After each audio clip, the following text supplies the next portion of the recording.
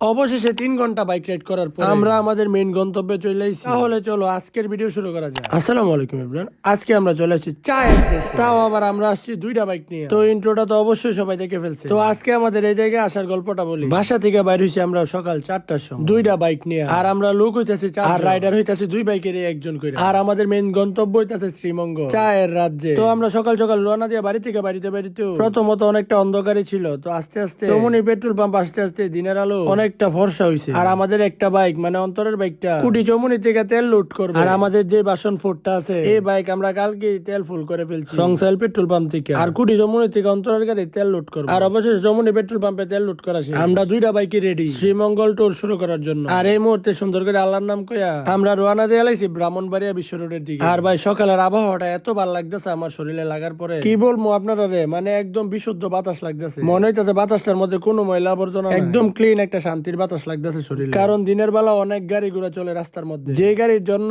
রাস্তার মধ্যে অনেক ধুলাবালু উড়াউড়ি করে, যে কারণে আমরা বুদ্ধি কইরা ট্যুর দেই সকালে। কারণ সকালের বাতাসটাই আমাদের শরীরে ট্যুরের অনেকটা ক্লান্তি শরীর থেকে দূর করে। আর অবশেষে অনেকক্ষণ টানাটানি কইরা ব্রাহ্মণবাড়িয়া বাদুগর পেট্রোল পাম্পে ব্রেক দিলাম। কারণ আমরা কুটি চমুনি থেকে অন্তরের গাড়ির মধ্যে তেল ভরছে শুধু 2 লিটার। আর ব্রাহ্মণবাড়িয়া পেট্রোল পাম্পে এসে অন্তরের গাড়ির তেল ফুল করছে। অন্তরের গাড়ির তেল ফুল করার পরে আমরা ডিরেক্টলি ব্রাহ্মণবাড়িয়া বিশ্ব রোডের উদ্দেশ্যে রওনা দিয়ে দিলাম। আর বিশ্ব রোড যাইতে যাইতে মাথার ভিতরে একটা কথা খেয়াল হয় যে আমরা তো খাবারও খাইতে হইব। আর খাবার খাওয়ার জন্য আমি অন্তরে কইছি যে আমরা বিজয়নগর গেতাম। যেমন কথা তেমন কাছে এক টান দিয়ে আমরা বিজয়নগর একটা খাবার হোটেলে আসা আমাদের সবকিছু রাইখা রুটি এবং কি ডাইল ভাজি খাওয়া শুরু করে দিই। কারণ আমাদের গন্তব্যে যাইতে হইলে শরীরের মধ্যে অনেকটা শক্তি রাখতে হইব। আর অবশেষে রুটি খাই আমরা বিজয়নগর থেকে আমরা শ্রীমঙ্গলের উদ্দেশ্যে রওনা দিয়ে দিলাম। বাইরে ভাই অনেকক্ষণ রাইড করার পরে আমার মনে হইলো যে আমরা শ্রীমঙ্গলের কাছাকাছি চলে আসি। কারণ রাস্তার আশেপাশের ভিউ শ্রীমঙ্গলেরই মনে হইতাছে। তো অবশেষে আমরা অনেকক্ষণ রাইড করার পরে অবশেষে আমরা চলে আসলাম মৌলভীবাজার সাতগাঁও চা বাগান। আর এই জায়গাটা দেখে আমার মনের ভিতরে অনেকটা প্রশান্তি জাগছে। অবশেষে আমরা শ্রীমঙ্গল পৌঁছে গেলাম। পরে দিয়ে বিলবোর্ড চাই যে শ্রীমঙ্গল যাইতে আরো অনেক কিলোমিটার বাকি। বিলবোর্ডের মধ্যে লেখা ওয়েলকাম শ্রীমঙ্গল। বিলবোর্ড দেখে তারপরে মনে হইলো যে না আরো 30 কিলো রাইড করতে হইব। পরে আমি মাথা তাত দিয়া একটা সুন্দর একটা রাবাট বাগান হয় রাবাট বাগানে সেই সৌন্দর্য উপভোগ কইরা মনটারে হালকা করতেছি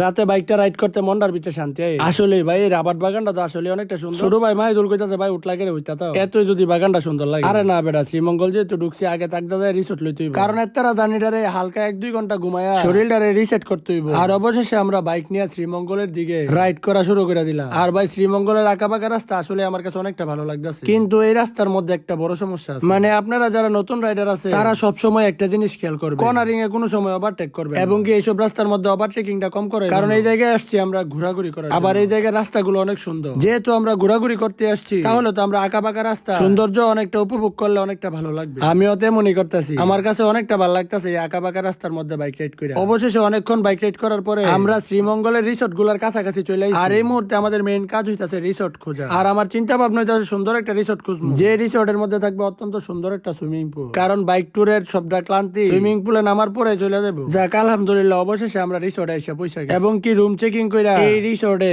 সুইমিং পুলে আমরা সবাই এসে নাইমা গেছি। কারণ আমাদের শরীরের ক্লান্তি এই সুইমিং পুলে ঠান্ডা পানি শেষ করতে পারে। আর আজকের ভিডিও এখানে শেষ করতেছি। দেখা হইতাছে তোমাদের সাথে এই রিসোর্টের রিভিউ নিয়ে পরবর্তী ভিডিওতে। আল্লাহ হাফেজ।